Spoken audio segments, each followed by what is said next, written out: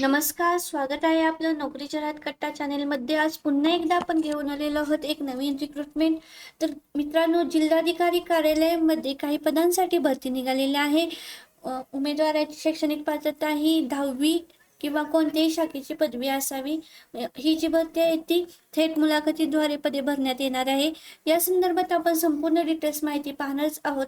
तत्पूर्वी आपल्या चॅनेलला कोणी सबस्क्राईब केलं नसेल तर प्लीज लाईक, शेअर, सबस्क्राईब करा. चला तर पाहूया कोणत्या पदांसाठी ही भरती निघालेली आहे. संपूर्ण डिटेल्स माहिती पाहूया. पदाचे नाव आहे टेक्निकल असिस्टंट. पदसंख्या आहे 14. वेतन श्रेणी मिळणार आहे 25,000. तसेच मल्टीटास्किंग स्टाफ या पदासाठी एक जागा रिक्त आहे. वेतन मिळणार आहे 18,000. चला तर पाहूया या पदासाठी काय क्वालिफिकेशन रिक्वायर्ड आहे ते पाहूया. टेक्निकल असिस्टंट या पदासाठी शैक्षणिक पात्रता ही विद्यार्थी हा कोणत्याही शाखेचा पदवी उत्तीर्ण असावा. इंग्रजी 40 व मराठी 30 टायपिंग स्पीड असावे. तसेच उमेदवाराचे MSCIT कोर्स कंप्लीट असावा.